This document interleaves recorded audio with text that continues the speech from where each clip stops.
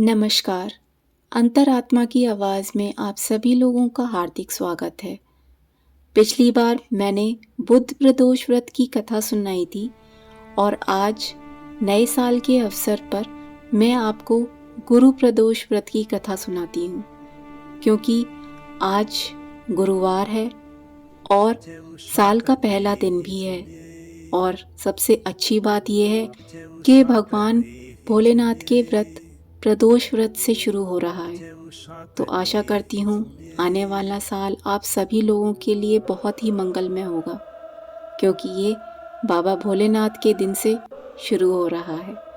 तो चलिए कथा प्रारंभ करते हैं। कथा इस प्रकार है कि एक बार इंद्र और वृत्रासुर में घोर युद्ध हुआ। उस समय देवताओं ने दैत्य सेना को पराजित कर नष्ट भ्रष्ट कर दिया। अपना विनाश देखकर वृत्रासुर अत्यंत क्रोधित हो स्वयं युद्ध करने के लिए उदित हुआ। मायावी असुर ने असुरी माया से भयंकर विकराल रूप धारण किया।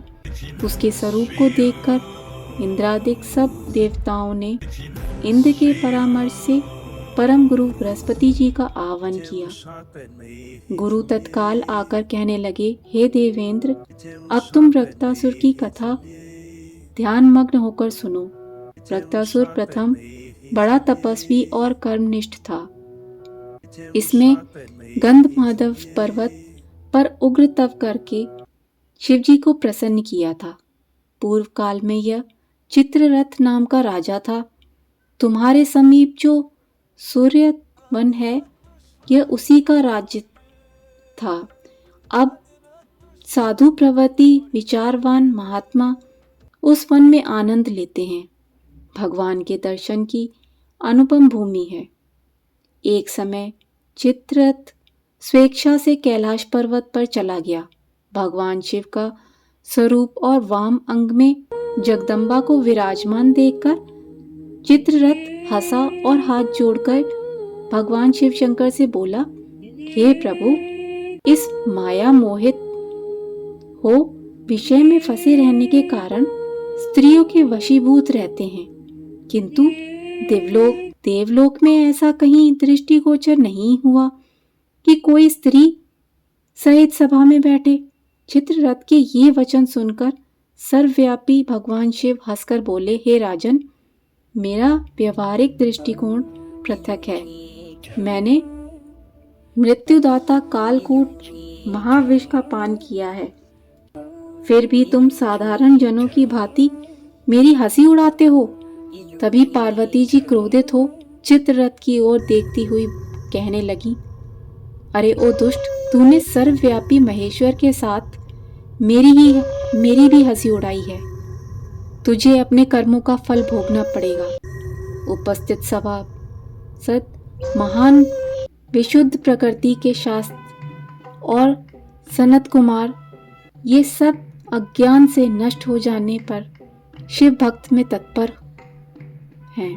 अरे मूर्खराज, तू अति चतुर है, अतएव मैं तुझे ये शिक्षा दूंगी कि तू ऐसे संतों का मजाक का दुस्साहस ही न करेगा। अब तू दैत्य स्वरूप धारण कर और विमान से नीचे गिर। तुझे मैं श्राप देती हूँ, अभी पृथ्वी पर चला जा। जब जगदम्बा भवानी ने चित्ररथ को ये श्राप दिया तो वह तत्क्षण ही विमान से गिरकर राक्षस योनि को प्राप्त हो गया और प्रख्यात महासुर नाम से प्रसिद्ध हुआ। त्वष्टा नामक ऋषि ने उसे श्रेष्ठ तप से उत्पन्न किया और अब वही वृत्रासुर शिव शक्ति में ब्रह्मचर्य से रहा। इस कारण तुम उसे जीत नहीं सकते। अतएव मेरे परामर्श से यह प्रदोष व्रत करो, जिससे महाबलशाली दैत्य और विजय प्राप्त कर सको। दैत्य गुरुदेव के वचन सुनकर सब देवता प्रसन्न हुए और गुरुवार प्रदोष व्रत विधि विधान से करने लगे। ये कथा सुनकर आपने देखा कि कैसे एक भक्त अगर माँ जगदम्बा की हंसी उड़ाए या उनकी कोई बात उनसे कहे तो माँ भगवती कभी बर्दाश्त नहीं करती। भगवान भोलेनाथ तो भोले हैं और माँ जगदम्बा भी बहुत दयालु हैं, लेकिन कोई पुत्र जब अपनी मर्यादा पार कर दे तो कोई माता पिता कभी इसको बर्दाश्त नहीं करते, और ऐसा ही उस असुर के साथ हुआ।